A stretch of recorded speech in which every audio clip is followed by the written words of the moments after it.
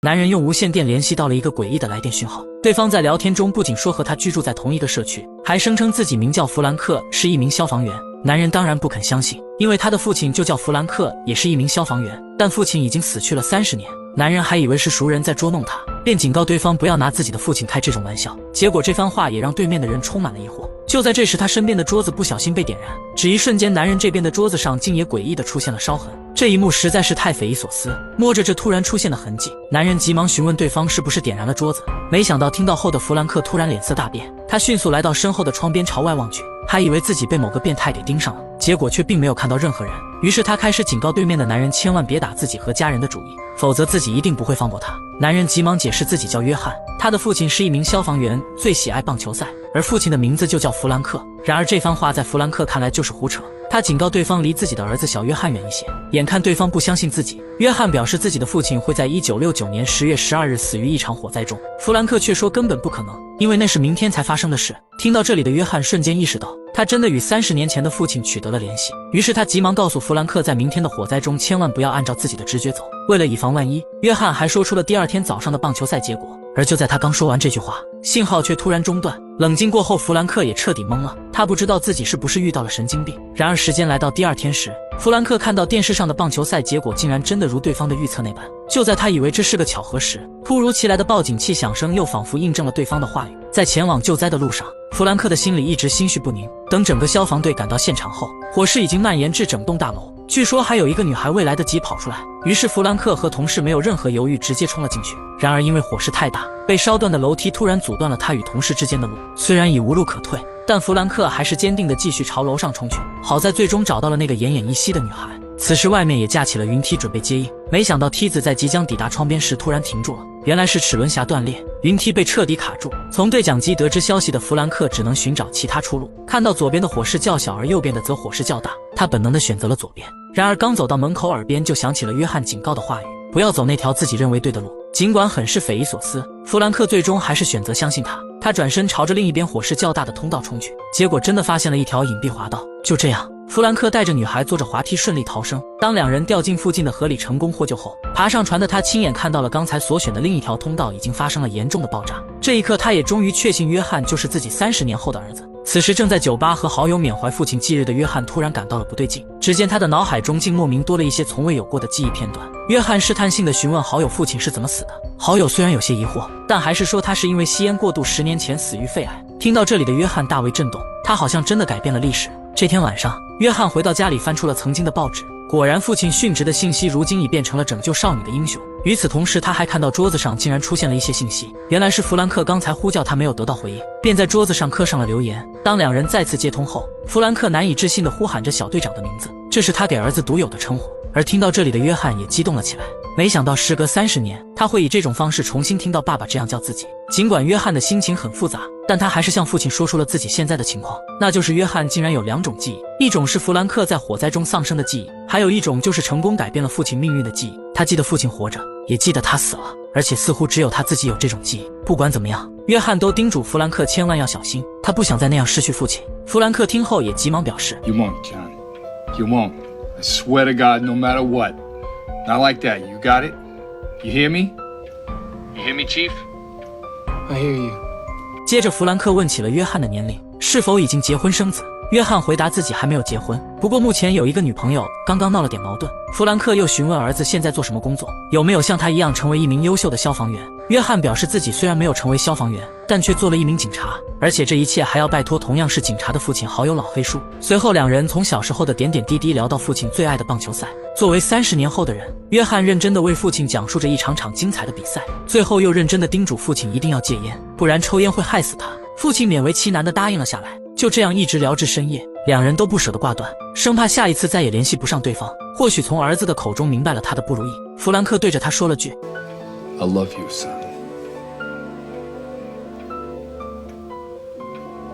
I love you too, Dad. I've missed you so much. 趁着两父子通话时，给大家推荐个 AI 助手，它能随时为你回答问题，还可以速读文件、整理资料、激发灵感等。其中智能搜索能够实时搜索，详尽的回答并且提供信息来源。另外，高效阅读，可以多文档、长文章快速摘要，翻译各种语言，还有辅助创作也很实用。创作文案、周报、日报等，专属通道放在评论区置顶了，快冲！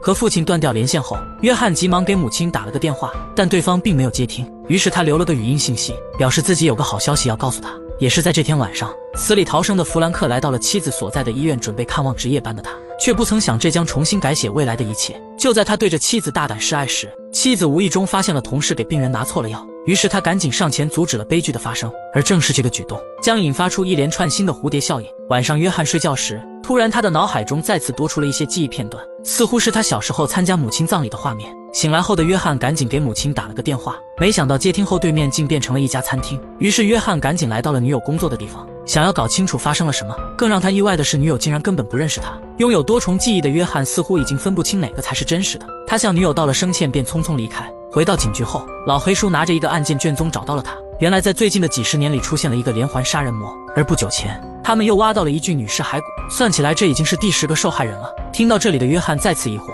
他记得受害人明明只有3个，于是他赶紧查看了卷宗，结果令他惊恐的是，受害人不仅变成了10个，就连他的母亲赫然也在其中。被这一连串的记忆即将搞混的他赶紧回到了家里，然后再次和父亲取得了联系。约翰将母亲被害的事说了出来。根据卷宗显示，母亲在1969年12月22日被人谋杀，凶手没逮到，而且在此之前他还杀了其他3名女性，这些女人无一例外都是护士。凶手被称为南丁格尔杀人魔。约翰认为或许是他们改变了历史，才让原本死亡的3人变成了10人。约翰询问父亲有没有做过什么事，从而影响了这一切。听到这些的弗兰克已然方寸大乱，他思考了半天，才想到那天晚上幸存下来的他去了趟医院探望妻子。约翰随即表示，就是这里出现了问题。按照原本的历史流程，父亲在火灾中殉职后，母亲会因得到这个噩耗而离开了医院。或许正是医院里发生了什么而改变了这一切。听到这里的父亲想要赶紧把妻子接回家，这样说不定就能改变妻子被害的结局。可约翰却反问父亲，其他的被害人该怎么办？弗兰克沉默了，他们不知道凶手长什么样子，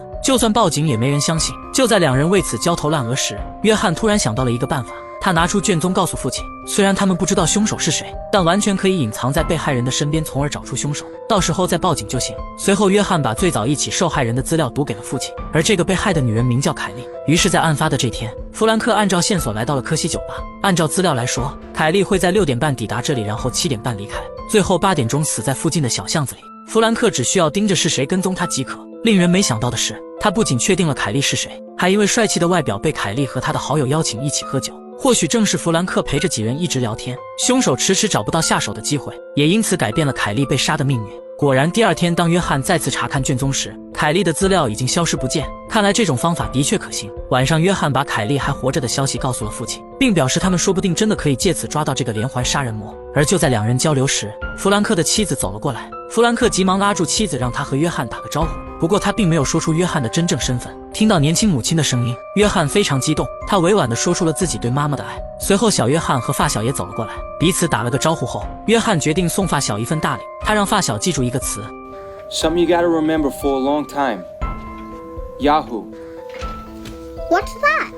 Well, it's a magic word. It's like, 约翰让发小把这个词不仅要写下来，还要牢牢地记在心里。等其他人都去睡觉后，约翰和父亲继续准备下一步的计划。这一次最近的被害者名叫克拉克，也是一名护士，不过晚上下班后会去兼职酒吧服务员，而他会在不久后的凌晨2点被人谋害在家里。听着儿子的讲述，弗兰克把信息都记录了下来。约翰最后提醒他一定要时刻小心，必须首先保证自己的安全，因为他也不知道这种跨时空连线能持续多久。不久后，弗兰克便按照线索来到了酒吧，可他的出现却引起了凶手的怀疑，因为弗兰克一直徘徊在目标的周围，让凶手不得不怀疑弗兰克在跟踪他。于是他趁着弗兰克上厕所时直接打倒了他。虽然弗兰克作为消防员身体素质不错，也反击了对方，但最终还是被其打晕在地。显然这个凶手也并非常人，对方不仅拿走了弗兰克的驾照，还准备掏出绳子勒死他。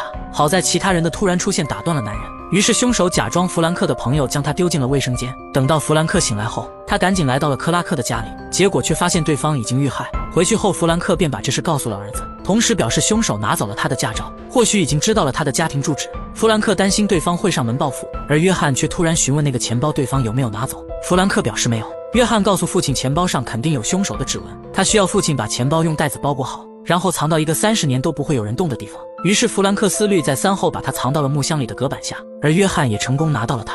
他兴奋地告诉了父亲。随后他找到同事，经过对指纹的匹配，约翰成功确认了凶手，此人叫杰克。令人没想到的是，对方也是一名警察，而且现在活得还好好的。约翰来到了杰克家里调查，结果对方并不在。在杰克父亲的讲述下，约翰才知道杰克的母亲是一名护士，也是被人残忍的谋害。听到这里后，约翰似乎想到了什么，他根据指示在酒吧找到了老杰克，随后故意向对方谈及了南丁格尔杀人魔的案子，还表示自己已经掌握了凶手的线索。约翰说到，这个家伙为了转移警方的注意，甚至不惜杀害自己的母亲。听到这些的杰克似乎并不在意，于是约翰直指杰克就是那个凶手。虽然现在的证据不足以对他定罪，但约翰绝不会让他白白逍遥30年。回到家里后，约翰让父亲去匿名举报杰克就是南丁格尔杀人魔，并指出被害人的埋葬地点。这样的话，警方肯定会对杰克家里进行搜查，因为杰克有收藏被害人首饰的习惯，只要警方搜出来，就能直接对其定罪。他们完全可以让杰克在30年前就接受法律的严惩。没想到约翰刚说完这些，弗兰克的好友老黑突然走了进来，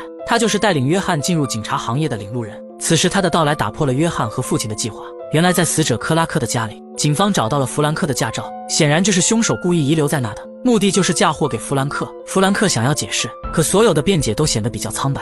老黑让他回警局谈一谈。临走时，弗兰克把自己现在的遭遇迅速告诉了儿子，而这一幕让老黑认为他似乎在向同伙传递消息。争吵中，无线电不小心掉落，直接被摔坏。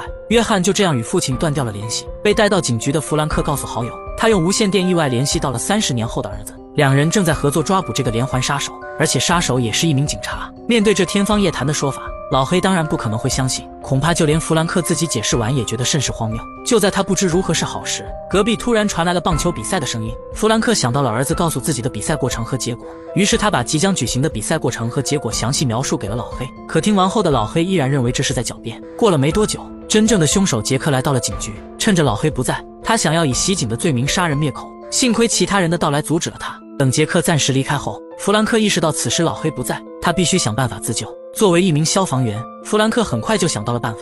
他将墙上的电线扯掉并撕开，分别绑在铁网和门把手上，再找到一根接通了电源，接着往门口撒了2杯咖啡。搞定后，弗兰克回到了座位上。此时杰克趁着其他人都在看棒球赛时，重新回到了弗兰克这里。结果当他踩到咖啡时，弗兰克直接扔出了带电的线，只一瞬间杰克就被电晕了过去。弗兰克急忙掏出了他的身份信息，并找到了对方的住址，然后拿出他口袋里的打火机，并找到杀虫剂做了个简易的喷火装置。就这样，随着火警被触发，弗兰克趁机溜了出去。另一边的老黑正在向弗兰克的妻子询问弗兰克最近有没有异常。就在这时，旁边电视上的棒球赛引起了他的注意，这正和弗兰克刚才的所说一模一样。等到比赛结束，老黑终于相信弗兰克并没有撒谎。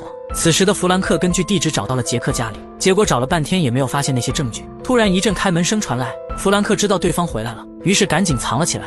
随后透过缝隙，他看到了杰克紧张地查了一个地方，看来那里就是藏匿被害者纪念品的地方。等杰克走开后，弗兰克趁机打开并拿了下来，里面果然都是那些被害者的东西。还不等他反应，杰克突然现身，对着他就开始射击。好在弗兰克反应迅速，他直接冲破了窗户跳了出去，之后凭借矫健的身手不仅躲开了子弹，还3-2下就抵达了地面。杰克见此迅速追了过去。等两人离开后，老黑带人也来到了这里，随后发现了散落一地的证据。这下他终于相信好友是清白的。此时的弗兰克一路逃到了废弃的码头，趁着杰克不注意，他直接将其拉进了水里。仗着消防员的优势，他很快就将对方打进了水底。等了半天不见杰克浮上来后，弗兰克爬了上去，而这时老黑也赶了过来。等弗兰克回去后，警方却并没有在水里发现杰克的尸体。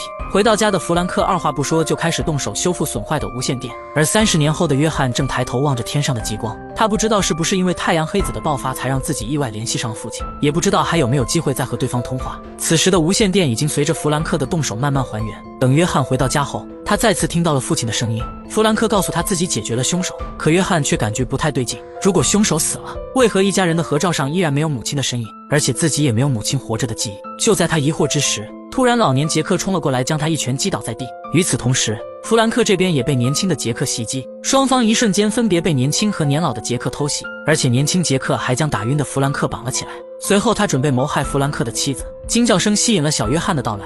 此时另一边的约翰和老年杰克正斗个不停，枪声透过无线电直接惊醒了弗兰克。他用脚勾住工具，然后解开了手铐。而年轻杰克在看到小约翰后便转移了目标，他将约翰的母亲打晕后，准备带着小约翰离开。好在挣脱束缚的弗兰克已经拿起武器对准了他，杰克只能用小约翰护住自己。他威胁弗兰克放下武器，而另一边年老的杰克也制服了约翰。就在他对着约翰说了句再见时，声音突然透过无线电传到了年轻杰克的耳朵里。在这愣神的功夫，母亲的突然袭击救下了小约翰。弗兰克急忙让儿子逃走，随后他捡起武器，直接一枪打爆了追过来的杰克手掌。一瞬间，老年杰克这边便发生了变化，他的手掌先是慢慢的消失不见，随着年轻杰克的逃跑，老年杰克这边的房间竟然发生了翻天覆地的变化。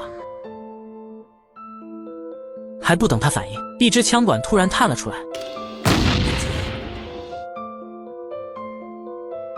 杰克就这样饮恨当场，而约翰这时才看见，原来是年老的父亲拯救了自己。看来他们又重新改变了历史，父子俩紧紧地拥抱在一起。故事的结尾，约翰不仅和父母团聚，还重新追回了女友，一家人就这么幸福地生活在了一起。最重要的是，约翰的发小听从了约翰的建议，已然成为了雅虎最大的股东。这虽然是一部2000年的电影，可时至今日依然被很多作品争相模仿并奉为神作。他通过一台无线电为观众展示了一段真挚的父子情深，而整体的故事情节也并不老套，反而很是引人入胜，甚至观看过程中非常期待能看到圆满的结局。好在最终导演也没有让大家抱有遗憾，喜欢的推荐大家去看一下原片。感谢大家的观看，下期见。